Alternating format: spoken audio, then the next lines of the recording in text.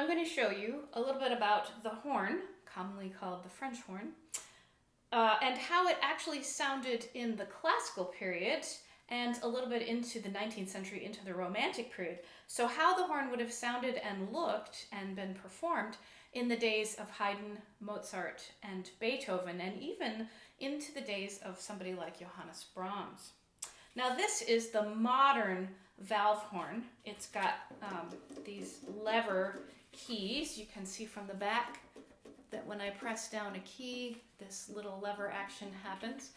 And it's got a lot of tubing. It has a mouthpiece at the top end here, just like every brass instrument does. And I actuate the buzz, and I get the air going, and it goes all the way through the instrument, comes out the bell. The bell of the horn is a widely flaring bell compared to something like the trumpet. And the taper, the final taper of this last, what we call the last branch of the instrument, is relatively more gradual. It goes from narrow to wide more gradually than an instrument like the trumpet or the trombone, but maybe not quite in the same generous proportions as something like the tuba or the euphonium. When I show people the horn for the first time, I guess one of the first questions they ask me is, why do you play it with one hand in the bell? Well, let me play it for you, and then I'll tell you a little bit about that.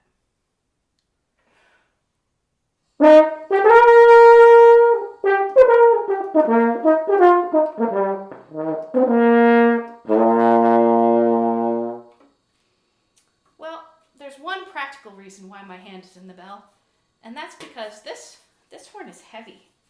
I have to hold it up, and so I support the half of the weight on the sort of knuckles of my right hand.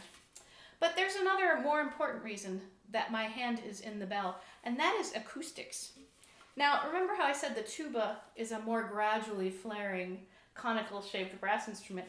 The horn really should take more time to flare out here. And if this bell didn't flare out quickly, it would really probably end up being way out here, which would be very hard to hold in order to maintain its sort of gradual flare. So they flare it off sooner, and my arm actually becomes part of the acoustic process, or the finishing process. I can play it without my hand in the bell. I'll play the same thing. It might not sound much different to you, but to me, it sounds more out of tune and a little more raw.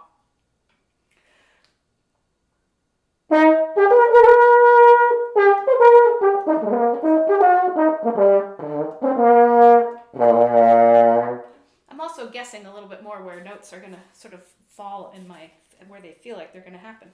Now, like I said, this is the modern instrument. This is the valve horn. And valves were invented around 1816, 1817. People started experimenting with certain kinds of ways to increase the note range of the brass instrument. But why would they have to do that? What's wrong? What was wrong with it before? Allow me to demonstrate. This is a little bit like an episode of Good Eats, because I'm actually in my kitchen, and like Alton Brown, I have some kitchen implements here. I have a funnel. I'm going to use the same mouthpiece that I had, although I guess if I had a small enough funnel, I could use that. And I'm going to use some clear hose. Like this might be the kind of hose that you find going from the dishwasher, draining into your sink plumbing or something like that. Now, my ever clever brother has also fitted on a little fitting to make the funnel fit better at one end. This is a length of tube, and it now has a column of air in it, doesn't it? And if I actuate a buzz in one end of the tube, I am going to get a harmonic series, of which the fundamental length is this long. I put the bell on the end so you can hear it better. It's an amplifier, just like an amplifier, which is bell-shaped, in a speaker.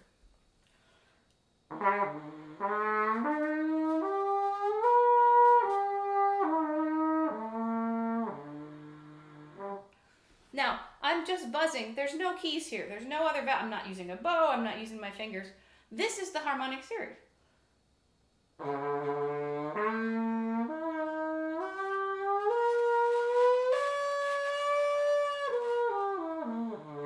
Those are the only notes I can play here on this hose horn.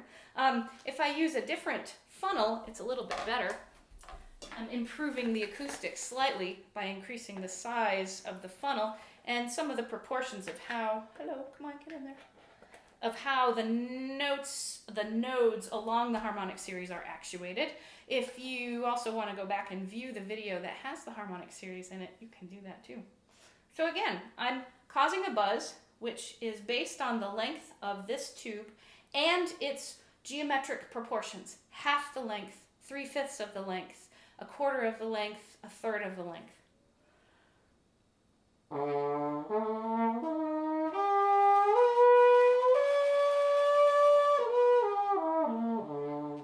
Now, if this were a better construction, if it weren't just plastic tube and plastic here, I might be able to play higher notes in the harmonic series. It really kind of depends both on the strength and control of my buzzing direction of air, and it depends also on the materials.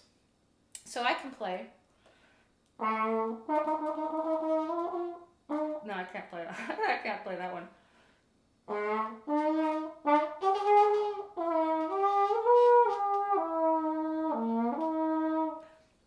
I can't play a whole lot, can I?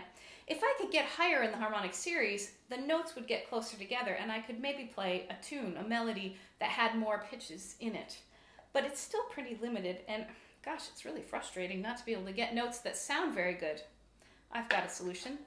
Let's exchange all of these flexible plastic materials for brass.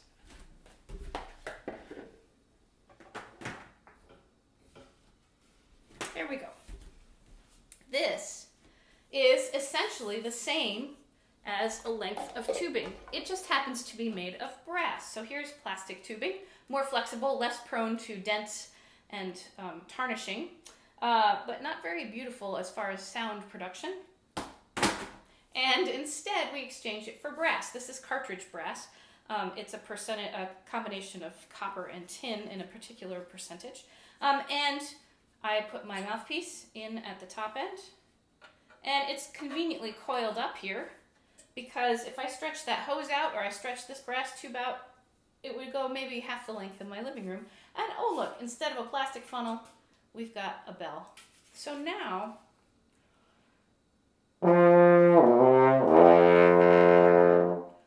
I have a sound that is created the whole length of the instrument and vibrates at nodes halfway through the instrument, 3/5 of the way, 1/4, 1/3, all these geometric proportions, these Pythagorean proportions.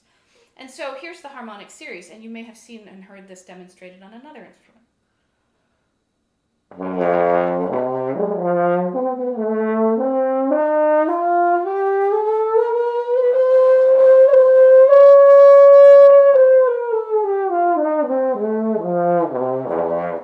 Now, I'm not doing anything to change the length of the tubing. I wasn't moving this hand at all. It's just sitting there.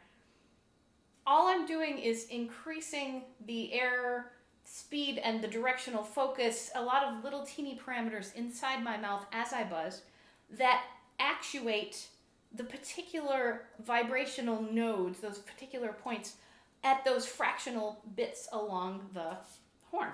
Okay, well, great. Now, in the original times, this, you notice I'm holding it with my left hand here and my right hand here in the bell. In original conception, this instrument was really used outdoors, and it was shaped maybe a little different. It might have, well, we won't get into those historical details. I've got more lectures about that if you really, really want to know. But essentially, this instrument was meant to be played maybe while you're walking through the woods or on horseback to signal. And so it was actually held in the right hand, we think.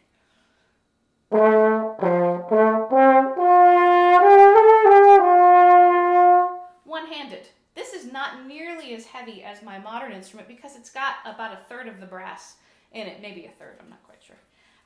Or the other possibility could be that you needed to play this instrument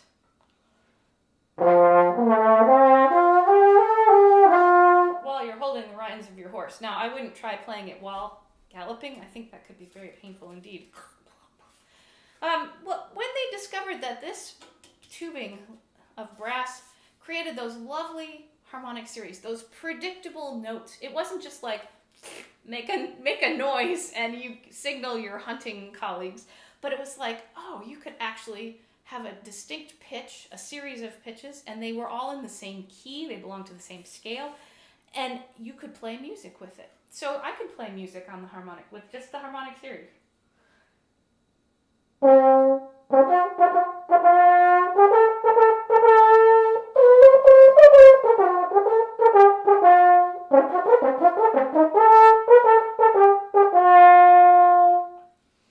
Now, if you are used to sort of hearing scales and melodies, you might notice that some of the notes don't sound quite perfectly in tune. If you're not used to hearing those, you might not hear the difference. But those of you with maybe lessons in music training, you might say, oh, some of those notes are out of tune.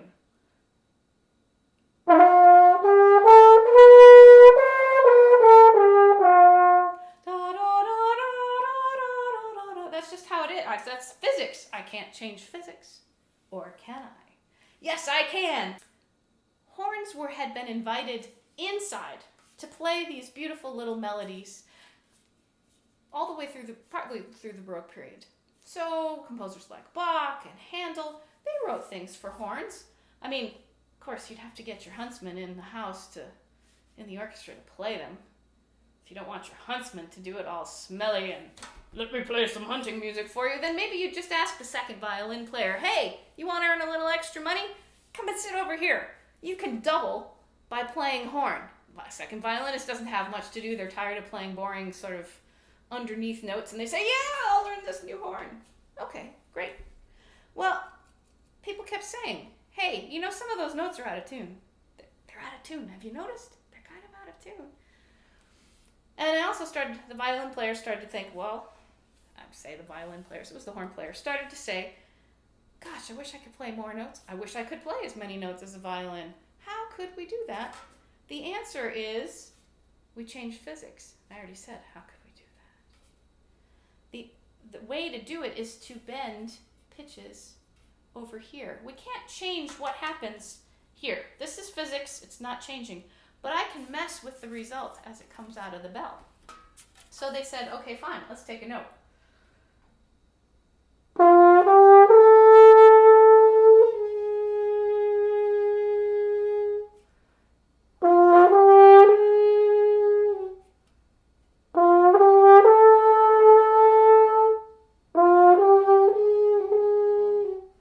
They discovered that by closing off the bell, the sound coming out of the bell, partially or fully, or to any varying number of degrees, I can bend the pitches that are coming out. I can shove them over into different things. It also, let's just leave it at that. I can bend some pitches and cause different notes to occur, to be heard, than I would otherwise have available if I didn't mess around at this end of the instrument.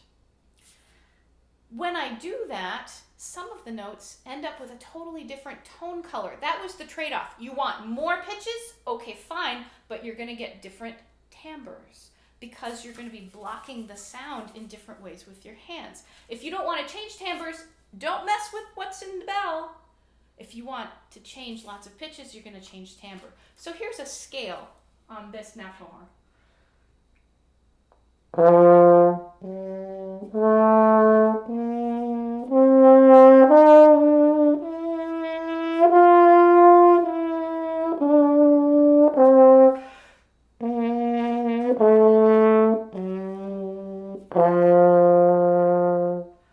Now, to modern ears, we'd say, gosh, that's weird. Why would I have notes with different timbres? I expect my instrument to be able to do everything at the same tone color all the way through, or most of the way through the instrument. Well, that's because that's what we're used to. The classical composers started to say, oh, that's so expressive. Some of those notes sound intense because they're really covered. And so maybe if I were doing something intensely, emotionally sad or tragic, maybe those notes would sound great.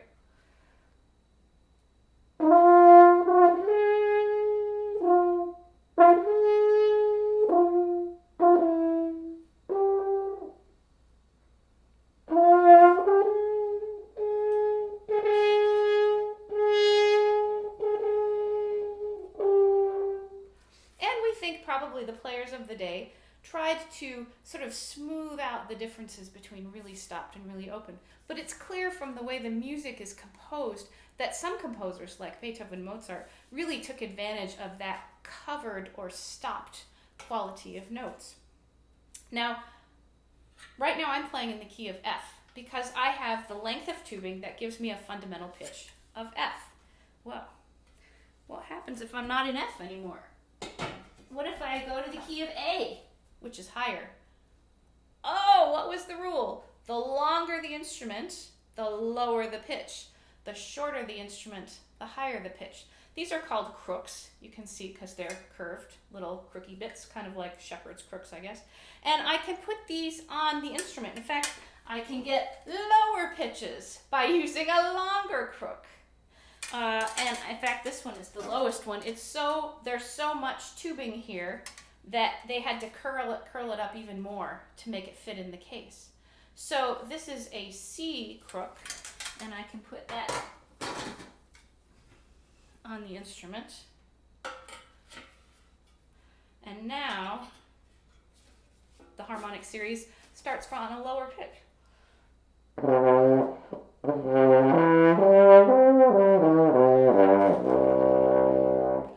That's a different low pitch than the low pitch I played before on the F crook. And so a horn player in the classical period would sit in the orchestra and you'd play a symphony in C, and so you'd pull out your C crook. Then if the key changed either during the music or between pieces, you say, oh gosh, now we gotta play in F. Hold on, horn player, hang on.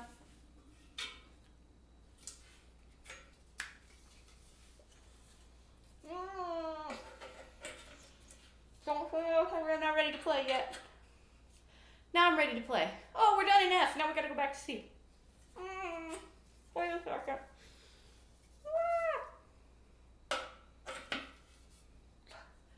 Okay, ready to play now. It's not very quick and easy. And that is one of the reasons that people started to look for a development of valves. An invention that would let us have multiple crook or tubing lengths available at the press of a lever or a piston and let air into these different tubings. And I'll show you a couple pictures of an early experiment that was an attempt to do what the valve does.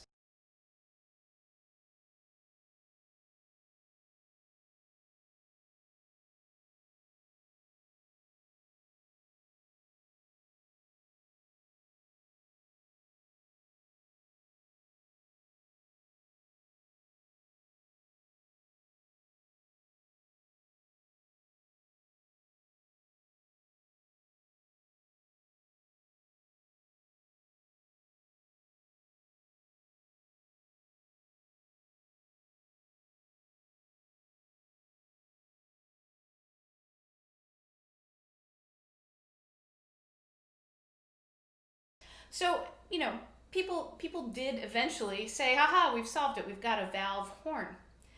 Now, you might wonder, why do I, in the modern day, bother to have something so anachronistic as this classical horn?